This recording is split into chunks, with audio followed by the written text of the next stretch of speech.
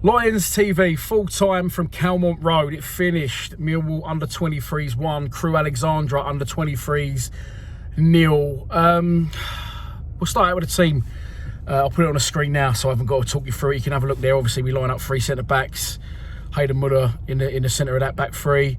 Billy Mitchell, 90 minutes, captain the side today. George Alexander up front.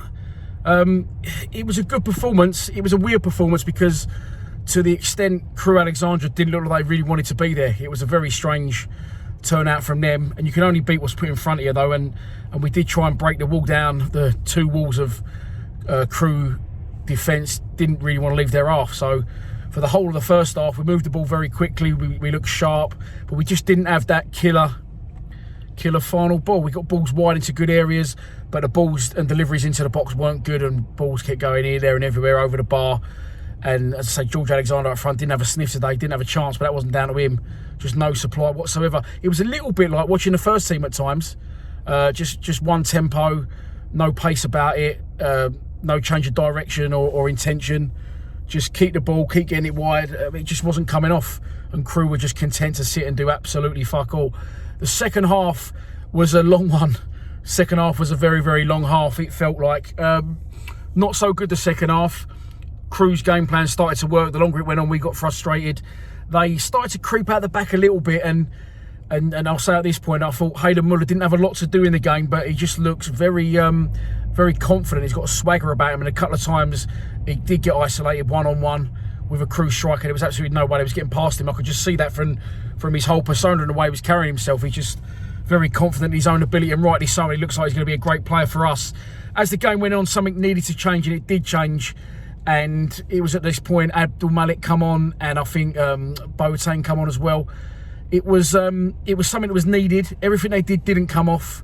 And I've said this about Abdul Malik before. He looks like a very exciting prospect, but his final ball isn't quite there. But him and Boateng constantly interchanging, interpassing, short, sharp movements off the ball. A change of direction with the ball as well, not getting balls wide, not being one pace, trying to go directly at people, running at them, getting in little pockets, getting in beyond people, getting in beyond fullbacks and centre halves. And eventually, after 80 minutes, we got the breakthrough. Through those 2, the chance comes about, ball comes across. Dan Moss, who I'd heavily criticised during the game for his crossing ability, scores on his left foot, and it was no more than we deserved. And after that, for the last 10 minutes, it was almost embarrassing from Crewe, really. They just wasn't going to press. They was happy with a 1-0 defeat. But as I said, take nothing away from the 23's. Not an unbelievable performance. First half football was good, and sometimes you say you can only beat what's put in front of you, and you've got to grind these teams down and show persistence, and we did do that.